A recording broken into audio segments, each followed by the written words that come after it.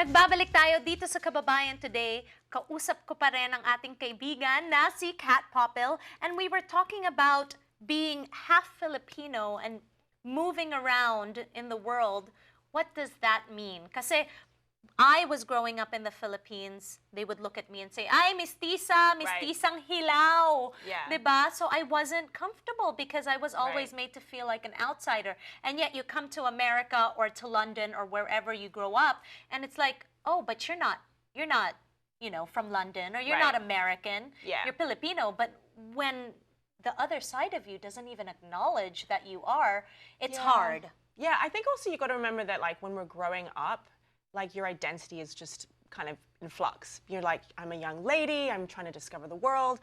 So when you throw in heritage, it's just sort of more complicated, right? Mm-hmm. I think the beauty of, like, growing into that, and I think being the smart women we are, is asking questions and researching and just really trying to tap into people, is that as you grow into kind of the young women that we are, you realize that that's a journey, right? And it's actually a great trait. And I'm so much more curious about other people that are from mixed backgrounds or just from other countries that I don't know. And those are really great things that we can give to our kids. And, you know, I think it grows character, and it grows a different kind of humanness that, like, maybe, I don't know, not to say that anyone else that isn't mixed wouldn't be able to know, but it's different. Yes, it is. And it's a different kind of emotional intelligence that, yeah, I'm really proud. I think I still possess. I hope so. No, you're very Filipina. Okay, if someone were to ask you, Kat, what's the most Filipina thing about Popiel?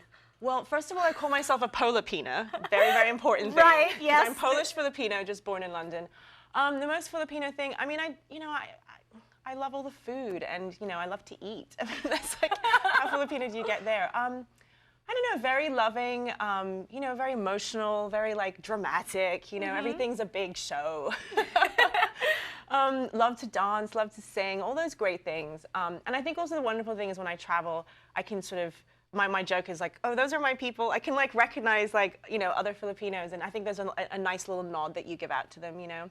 And it's really nice to kind of meet other people in other countries, and you know, they're like, oh my God, I have a friend that's Filipino, and I'm like, tell me about it. And you connect on these stories of someone they know, a best friend, usually a best friend that was, you know, would invite them over to eat. Oh my God, his mother was always trying to feed me. I'm like, well, that's how it is. Yeah. And that's cool. I'm really proud of that. Yeah. You know, a lot of our kababayans that are watching probably have children that are growing up that are just like us. Right. You know, and it is a struggle to raise children that are searching for their identity and don't really know their place. Yeah. What have you discovered throughout the years growing up that has helped you really identify who you are, who Kat is? I think it's definitely about getting to know your family and asking a lot of questions. I think, you know, for my mother, she hasn't returned to the Philippines for a really long time. She lives in London. She's really happy there. I still have relatives, like Filipino relatives that live here in LA, and you know, some in London, some in Dubai, some in Tokyo, like, you know, all over the world. I think it's important, I think, to really cultivate those relationships, like stay in touch.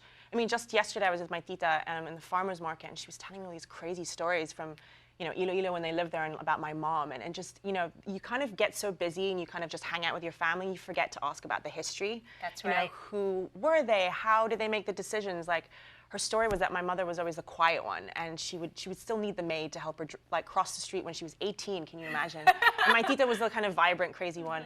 And my mom was the one that actually left the Philippines and moved to Thailand, and then, like, never stopped traveling and moving around. And so I think just always staying in touch with your family and asking those questions just teaches you about who you are and the traits that you have.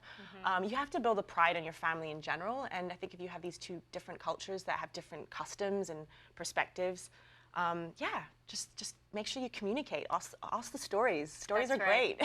Well, it's such a treat for me because June is my birthday month. Happy birthday. Yay! And you have really been a friend that I've always been able to count on. Happy birthday. I love you. Thank you for having me. Thanks, Kat. All right, we're going to wipe our tears away. Maraming salamat po for watching us. And we'll be right back for more. Maraming salamat, Kat. Thank you.